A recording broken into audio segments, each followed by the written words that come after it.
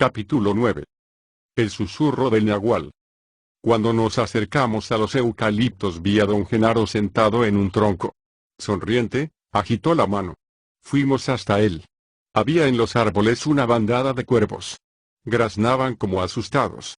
Don Genaro dijo que permaneciéramos quietos y en silencio hasta que los cuervos se calmaran.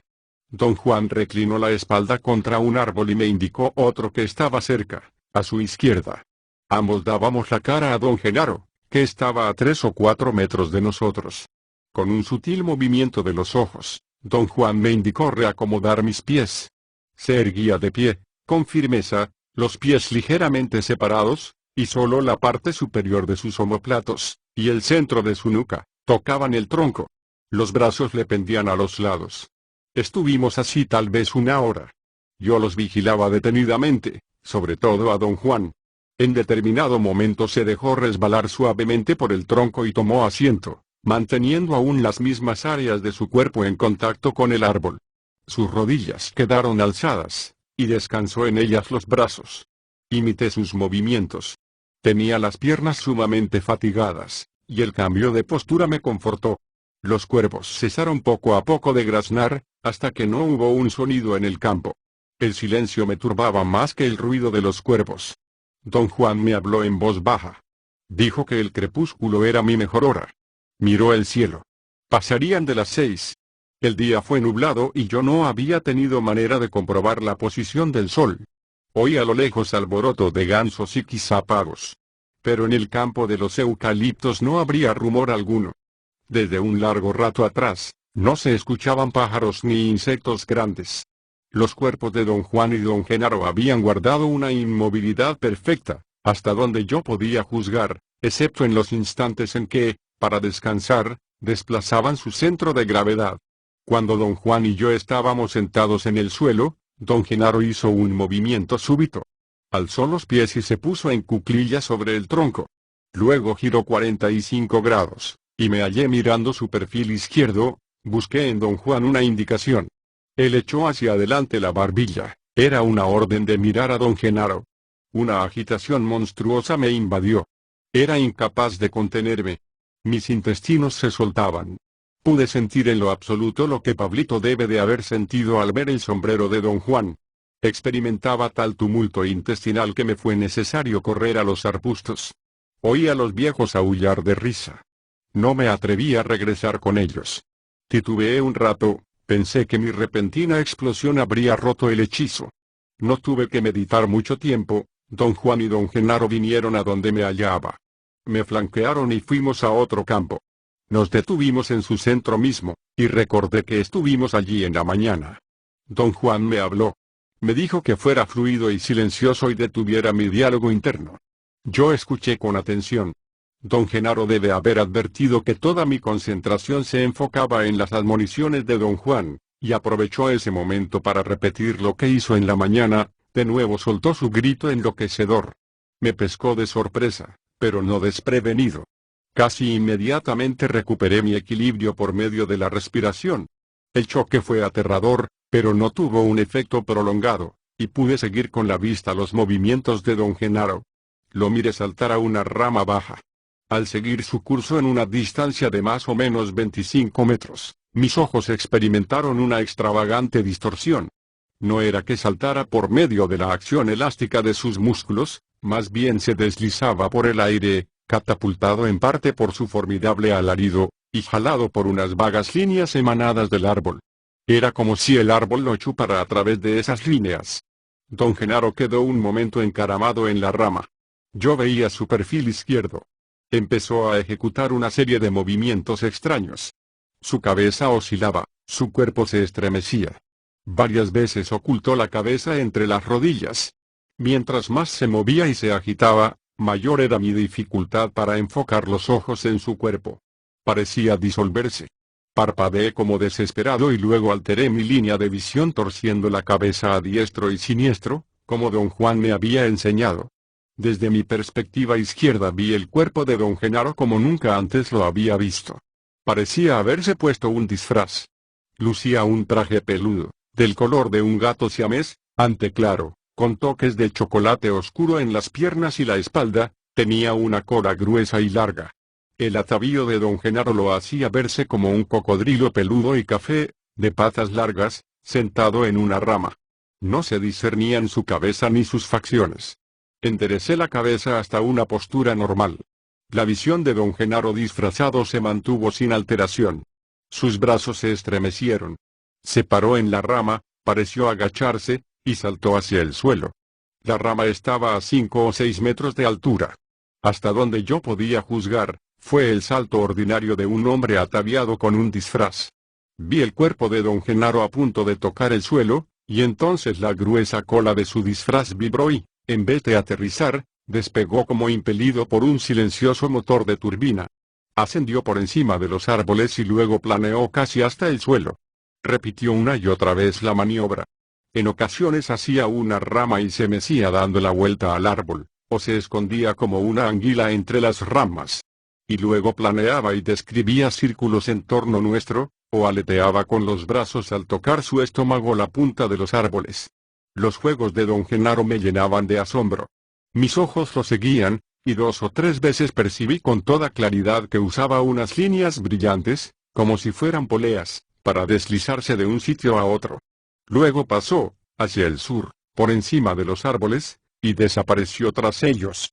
Traté de anticipar el sitio donde reaparecería, pero ya no se mostró.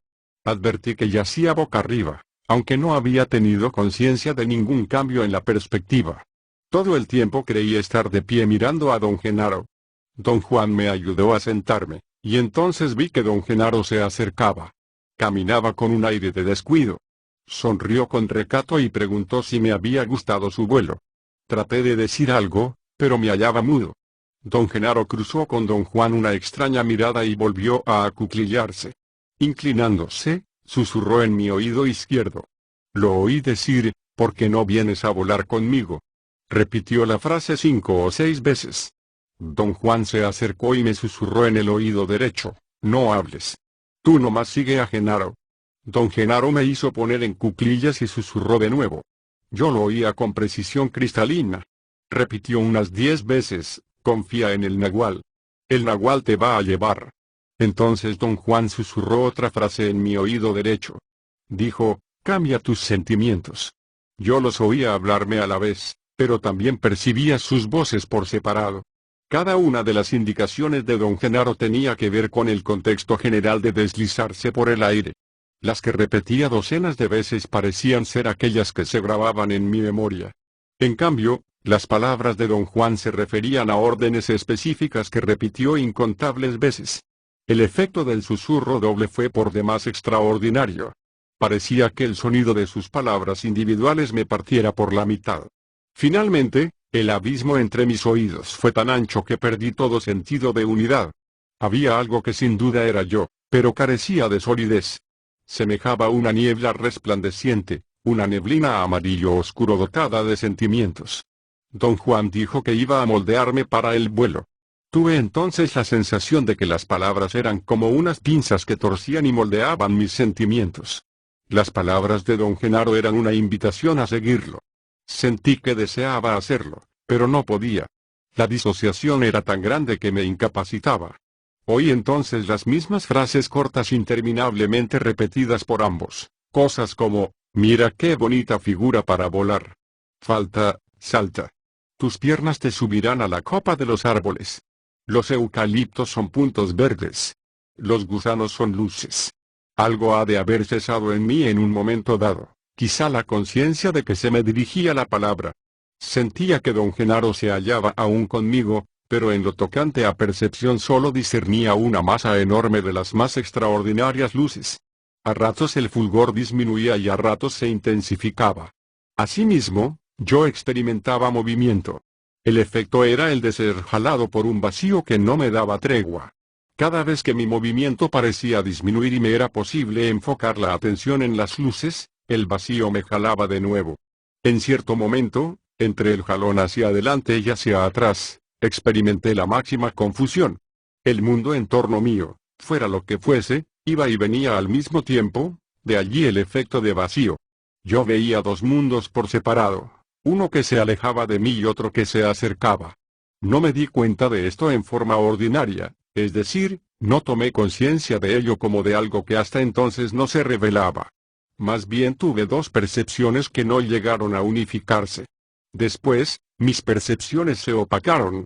O carecían de precisión, o eran demasiadas y no había modo de diferenciarlas.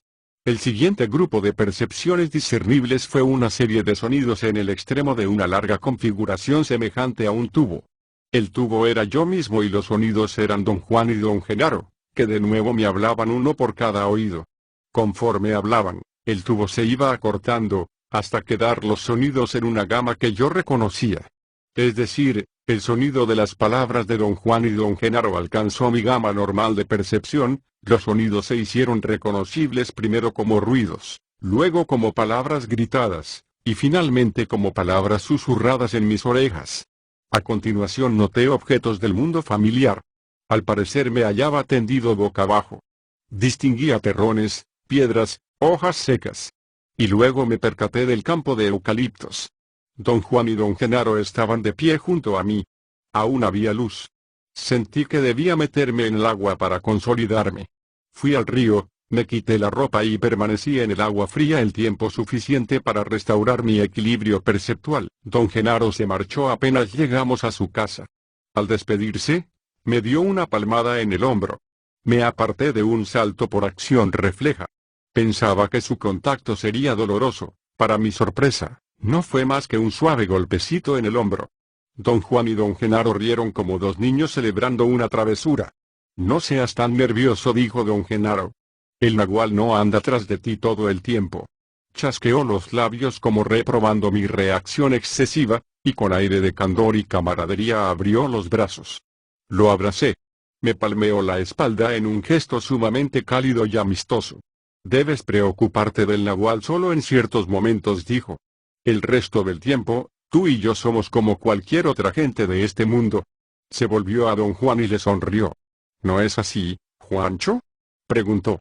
Así es, Gerancho, repuso don Juan. Ambos tuvieron una explosión de risa. Debo prevenirte, me dijo don Juan, tienes que ejercer la vigilancia más exigente para estar seguro de cuándo un hombre es un nahual y cuándo es simplemente un hombre.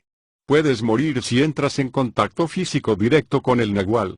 Don Juan se volvió a don Genaro y con ancha sonrisa preguntó, ¿no es así, Gerancho? Pues así es, Juancho, repuso don Genaro y ambos rieron. Su alegría infantil me conmovió en alto grado. Los sucesos del día habían sido agotadores y mi emotividad estaba a flor de piel. Una oleada de autocompasión me envolvió. Casi lloraba al repetirme una y otra vez que lo que ellos me habían hecho, fuera lo que fuese, poseía carácter de irreversible y probablemente de perjudicial. Don Juan parecía leer mis pensamientos, meneó la cabeza en un gesto de incredulidad. Chasqueó la lengua. Hice un esfuerzo por detener mi diálogo interno, y la autocompasión desapareció. Genaro es muy cariñoso, comentó don Juan cuando don Genaro se fue. El designio del poder fue que hallaras un benefactor gentil. No supe qué decir. La idea de que don Genaro era mi benefactor me intrigaba sobremanera. Quise que don Juan me dijera más al respecto. Él no parecía tener ganas de hablar. Miró el cielo y la cima de la oscura silueta de unos árboles al lado de la casa. Tomó asiento con la espalda contra un grueso palo ahorquillado, plantado casi frente a la puerta, y me indicó sentarme junto a él, a su izquierda. Así lo hice. Tomándome del brazo me jaló más cerca, hasta que nuestros cuerpos se tocaron. Dijo que esa hora de la noche era peligrosa para mí, sobre todo en aquella ocasión. Con voz muy tranquila me dio una serie de instrucciones, no nos moveríamos del sitio hasta que él lo creyera conveniente, seguiríamos hablando, en tono sosegado, sin interrupciones largas. Yo debía respirar y parpadear como si me hallara frente al nahual. ¿Está por aquí el nahual?, pregunté. Desde luego, dijo, y rió por lo bajo.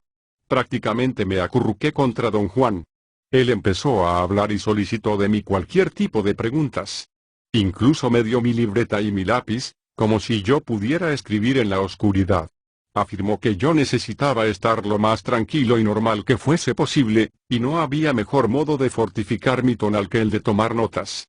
Planteó el asunto en un nivel combinatorio, dijo que si anotar era mi predilección, debía ser capaz de hacerlo aún entre tinieblas. Había en su voz un tono de reto cuando me dijo que yo podía convertir la anotación en una tarea de guerrero, en cuyo caso la oscuridad no sería ningún obstáculo. De algún modo debe de haberme convencido, pues logré garrapatear partes de nuestra conversación. El tema principal fue don Genaro como benefactor mío. Yo tenía curiosidad de saber cuándo se había vuelto tal, y don Juan me instó a recordar un supuesto suceso extraordinario que tuvo lugar el día en que conocí a don Genaro, y que sirvió de señal propicia. No pude recordar nada por el estilo.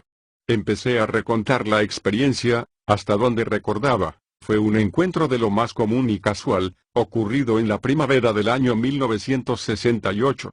Don Juan me detuvo. Si eres tan tonto que no te acuerdas, dijo, más vale dejarlo así. Un guerrero sigue los dictados del poder.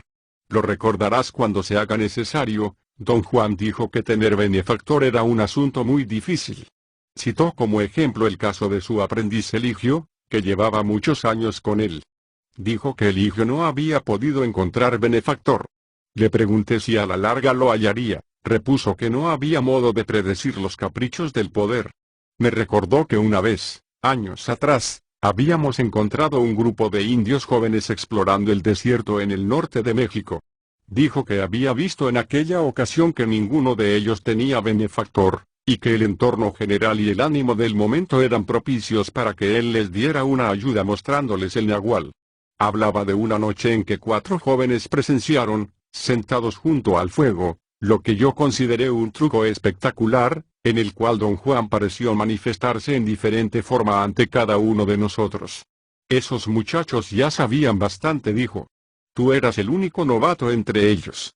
¿Qué les ocurrió después? Pregunté. Algunos hallaron benefactor, fue la respuesta. Don Juan dijo que el deber del benefactor era entregar a su pupilo al poder, y que el benefactor impartía al neófito su toque personal, tanto como el maestro o más todavía. Durante una corta pausa en la plática, oí un extraño ruido rasposo en la parte trasera de la casa. Don Juan me retuvo, yo casi me había levantado como reacción. Antes del ruido, nuestra conversación había sido para mí una cosa común y corriente. Pero cuando ocurrió la pausa, y hubo un momento de silencio, el extraño ruido se metió por él. En ese instante tuve la certeza de que nuestra conversación era un suceso extraordinario. Sentí que el sonido de las palabras de don Juan y las mías, era como una capa quebradiza, y que el ruido había estado al acecho, en espera de una oportunidad para irrumpir. Don Juan me ordenó seguir sentado sin prestar atención al entorno. El sonido rasposo evocaba a un topo cavando en suelo duro y seco. En el momento en que pensé en el símil, tuve asimismo la imagen visual de un roedor como el que don Juan me había enseñado en la palma de su mano. Era como si me estuviese durmiendo y mis pensamientos se hicieran visiones o sueños. Inicié el ejercicio de respiración y sostuve mi estómago con las manos entrelazadas. Don Juan seguía hablando, pero yo no lo escuchaba. Mi atención se hallaba en el suave crujir de una cosa serpentina al deslizarse sobre pequeñas hojas secas. Tuve un momento de pánico y repulsión física ante la idea de que una serpiente me pasara encima. Involuntariamente metí los pies bajo las piernas de don Juan mientras respiraba y parpadeaba frenéticamente. Oí el ruido tan cerca que parecía estar a menos de 1 metro. Mi pánico aumentó. Don Juan dijo calmadamente que la única manera de repeler al nahual era permanecer inalterable. Me ordenó estirar las piernas y no enfocar la atención en el ruido. Imperioso, exigió que escribiera, se preguntara, e hiciera un esfuerzo por no sucumbir. Tras una gran pugna le pregunté si era don Genaro quien hacía el ruido. Dijo que era el nahual y que no los confundiese, Genaro era el nombre del tonal. Añadió otra cosa, pero no pude entenderle. Algo describía círculos en torno a la casa y yo no podía concentrarme en la conversación. Me ordenó hacer un esfuerzo supremo. En determinado momento me hallé balbuciendo inanidades. Tuve una sacudida de miedo y entré en un estado de gran lucidez. Don Juan me dijo entonces que podía escuchar. Pero no había sonido alguno. El nahual ya se fue, dijo don Juan, y levantándose entró en la casa. Encendió una linterna de queroseno y preparó comida. La consumimos en silencio. Le pregunté si el nahual volvería. No, dijo con expresión seria. Nada más te estaba probando. A esta hora, justo después del crepúsculo, Siempre deberías de ocuparte en algo. Cualquier cosa es buena. Se trata solo de un período corto, acaso una hora, pero en tu caso, una hora mortal. Esta noche, el nahual quiso hacerte perder el paso, pero fuiste lo bastante fuerte para rechazar su asalto. Una vez sucumbiste y tuve que echarte agua en todo el cuerpo, ahora lo hiciste mejor. Observé que la palabra asalto daba a lo ocurrido un aire de peligro. ¿Un aire de peligro? Bonita manera de decirlo, repuso. No estoy tratando de asustarte. Las acciones del nahual son mortales. Ya te lo he dicho, y no es que Genaro trate de hacerte daño, al contrario, su preocupación por ti es impecable, pero si no tienes el poder suficiente para detener la embestida del nahual, te mueres, pese a mi ayuda o a la preocupación de Genaro. Cuando terminamos de comer, don Juan tomó asiento junto a mí y por encima de mi hombro miró las notas. Comenté que probablemente tardaría años en ordenar todo lo que me había pasado ese día. Me habían inundado percepciones que ni siquiera tenía la esperanza de entender. Si no entiendes, estás pero muy bien, dijo él. Cuando entiendes es cuando te va mal. Eso es desde el punto de vista de un brujo, por supuesto. Desde el punto de vista de un hombre común, si no entiendes te vas a pique. En tu caso, yo diría que un hombre común creería que estás disociado, o que empiezas a disociarte. Reí ante su elección de términos. Supe que me devolvía el concepto de disociación, yo se lo había mencionado alguna vez antes en conexión con mis temores. Le aseguré que en esta ocasión no iba a preguntar nada acerca de lo que había atravesado. Nunca te he prohibido hablar, dijo él. Podemos hablar del nahual todo lo que se te dé la regalada gana, siempre y cuando no trates de explicarlo. Si recuerdas correctamente, dije que el nahual es solo para presenciarse. Con que podemos hablar de lo que presenciamos y de cómo lo presenciamos. Pero tú quieres abordar la explicación de cómo es todo aquello posible, y eso es una abominación. Quieres explicar el nahual con el tonal. Eso es una estupidez, especialmente en tu caso, puesto que tú ya no puedes esconderte en tu ignorancia. Tú sabes muy bien que nosotros tenemos sentido al hablar solo porque permanecemos dentro de ciertas fronteras, y esas fronteras no se aplican al nahual. Intenté aclarar el asunto. No era solamente que yo quisiese explicarlo todo desde un punto de vista racional, mi tendencia a explicar brotaba de la necesidad de mantener el orden a través de los tremendos asaltos de percepciones y estímulos caóticos que había sufrido. El comentario de don Juan fue que yo trataba de defender un argumento en el que no creía. Sabes muy bien que te estás entregando, dijo. Mantener el orden significa ser un tonal perfecto, y ser un tonal perfecto significa darse cuenta de todo cuanto ocurre en la isla del tonal. Pero tú no estás haciendo eso. Con que tu argumento de mantener el orden carece de verdad. Lo usas solo para ganar una discusión. No supe qué decir. Don Juan me consoló, más o menos, diciendo que se requería una pugna titánica para limpiar la isla del tonal. Luego me pidió relatar cuánto había percibido en mi segunda sesión con el nahual. Después de escucharme, señaló que lo que V, como un cocodrilo peludo, era el epítome del sentido humorístico de don Genaro. Qué lástima que todavía seas tan pesado, dijo. Siempre te atoras en el desconcierto y pierdes de vista el verdadero arte de Genaro. ¿Advirtió usted su apariencia, don Juan? No. La función era nada más para ti. ¿Qué vio usted? Todo lo que pude ver hoy fue el movimiento del nahual, deslizándose entre los árboles y girando en torno nuestro. Cualquiera que vea puede presenciar eso. ¿Y alguien que no ve? No presenciaría nada, solo, quizá, los árboles agitados por un ventarrón. Nosotros siempre interpretamos cualquier expresión desconocida del nahual como algo que conocemos. En este caso el nahual podría interpretarse como una brisa que sacude las hojas, o aún como una luz extraña, como una luciérnaga de gran tamaño.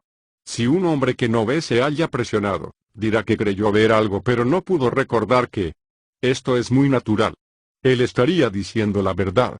Después de todo, sus ojos no habrían juzgado nada extraordinario, siendo los ojos del tonal, tienen que limitarse al mundo del tonal, y en ese mundo no hay nada asombrosamente nuevo, nada que los ojos no puedan captar y el tonal no pueda explicar. La pregunté por las insólitas percepciones que me produjeron al susurrar en mis oídos. Esa fue la mejor parte de todo lo ocurrido, dijo. Podríamos prescindir de los demás, pero ese fue el punto final del día. La regla pide que el benefactor y el maestro hagan ese arreglo final. El más difícil de todos los actos.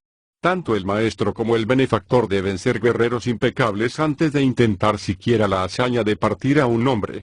Tú no sabes eso, porque todavía está más allá de tu dominio, pero el poder ha sido otra vez benévolo contigo. Genaro es el guerrero más impecable que existe. ¿Por qué es el partir a un hombre tan grande hazaña? Porque es peligrosa. Podrías haber muerto como un bicho. O, peor todavía, podríamos no haber logrado juntarte de nuevo y te habrías perdido en ese extraño plano de sentimientos. ¿Por qué era necesario que ustedes me hicieran eso, don Juan? Hay un cierto momento en que el nahual debe susurrar en el oído del aprendiz y partirlo. ¿Qué significa eso, don Juan? Para ser un tonal común y corriente, un hombre debe tener unidad. Todo su ser debe pertenecer a la isla del tonal. Sin esa unidad el hombre se saldría de quicio. Un brujo, sin embargo, debe romper esa unidad, pero sin poner en peligro su ser. La meta de un brujo es durar, es decir, no correr riesgos innecesarios, por ello pasa años barriendo su isla hasta el momento en que puede, por así decirlo, escaparse de ella. Partir a un hombre en dos es la puerta para esa fuga. El partirte en dos, lo cual ha sido la cosa más peligrosa que has atravesado, fue sencillo y fácil. El nahual te guió con maestría. Créeme, solo un guerrero impecable puede hacer eso. Me sentí muy bien por ti. Don Juan me puso una mano en el hombro y experimenté un enorme impulso de llorar. Ya estamos llegando al punto en que usted no volverá a verme, ¿verdad? Pregunté. Riendo, meneó la cabeza. Te entregas a tu vicio como un hijo de la... dijo. Pero todos lo hacemos. De diferentes modos, eso es todo. A veces yo también me entrego. Mi modo es sentir que te he consentido y debilitado. Sé que Genaro siente lo mismo con respecto a Pablito. Lo consiente como a un niño. Pero así lo dispuso el poder. Genaro da a Pablito todo lo que es capaz de dar, y uno no puede desear que hiciera otra cosa. Uno no puede criticar a un guerrero por hacer cuanto impecablemente puede. Calló un rato. Yo estaba demasiado nervioso para guardar silencio. ¿Qué cree usted que me pasaba cuando me sentía chupado por un vacío? Pregunté. Te deslizabas, dijo, como si tal cosa. ¿Por el aire? No. Para el nahual no hay tierra, ni aire, ni agua. En este momento, tú mismo puedes estar de acuerdo con esto. 10 veces estuviste en ese limbo y solo estabas a las puertas del nahual. Me has dicho que todo cuanto encontraste era insólito. Así pues el nahual se desliza, o vuela, o hace lo que haga, en la hora del nahual, que nada tiene que ver con la hora del tonal. Las dos cosas no casan. Mientras don Juan hablaba, sentí un temblor en el cuerpo. Mi quijada descendió y mi boca se abrió involuntariamente. Mis oídos se destaparon y pude escuchar un zumbido o vibración apenas perceptible.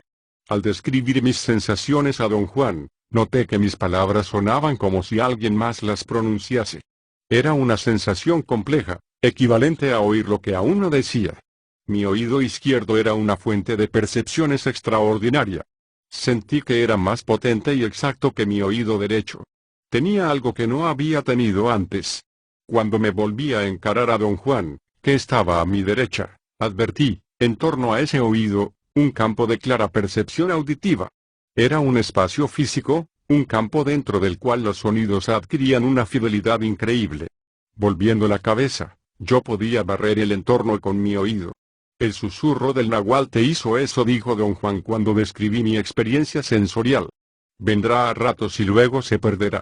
No le tengas miedo a esto, ni tampoco a ninguna sensación desacostumbrada que tengas de aquí en adelante. Pero sobre todo, no te des a tu vicio ni te obsesiones con esas sensaciones. Sé que tendrás éxito. El momento que escogimos para partirte fue correcto. El poder dispuso todo eso. Ahora lo demás depende de ti. Si tienes poder suficiente, soportarás el gran choque de la partición. Pero si eres incapaz de soportarlo, perecerás.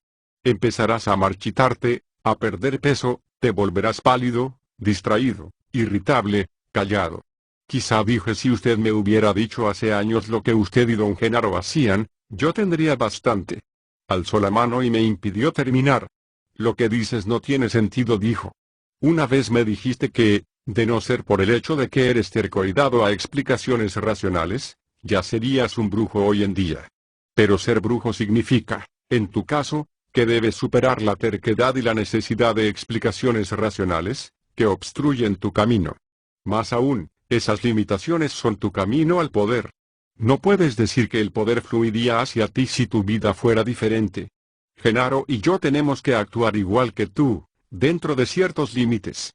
El poder dispone esos límites y un guerrero es, digamos, un prisionero del poder, un prisionero que puede hacer una decisión, la decisión de actuar como un guerrero impecable, o actuar como un asno. A fin de cuentas, quizás el guerrero no sea un prisionero sino un esclavo del poder, porque la decisión ya no es una decisión para él. Genaro no puede actuar en ninguna otra forma más que impecablemente. Actuar como un asno lo agotaría y lo llevaría a la tumba. La razón por la que tienes miedo de Genaro, es porque él debe usar la avenida del susto para encoger tu tonal.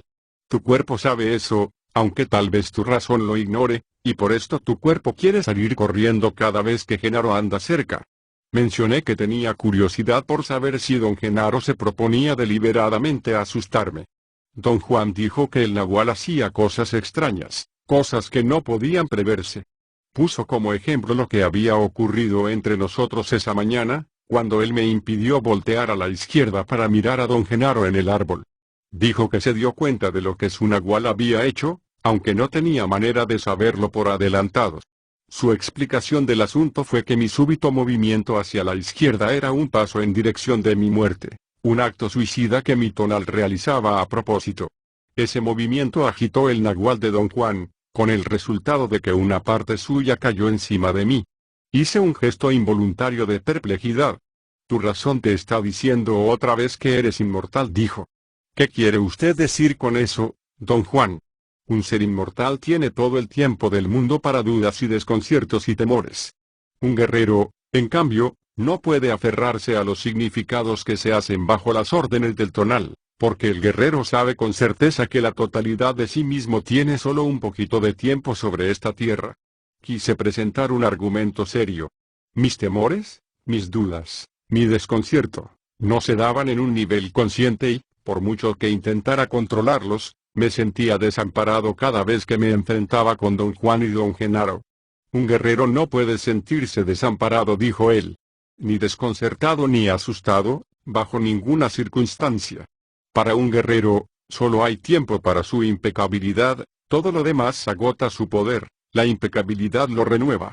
Volvamos a mi vieja pregunta, don Juan. ¿Qué es la impecabilidad? Sí. Volvemos a tu vieja pregunta y por supuesto volvemos a mi vieja respuesta, la impecabilidad es hacer lo mejor que puedas en lo que fuese. Pero, don Juan, yo me refiero a que siempre tengo la impresión de estar haciendo lo mejor que puedo, cuando por lo visto no lo hago. No es tan complicado como lo haces parecer. La clave de todos estos asuntos de impecabilidad es el sentido de tener o no tener tiempo. Por regla general, cuando te sientes y actúas como un ser inmortal que tiene todo el tiempo del mundo, no eres impecable, en esos momentos debes volverte, mirar alrededor tuyo, y entonces te darás cuenta de que tu sentimiento de tener tiempo es una idiotez. No hay sobrevivientes en esta tierra.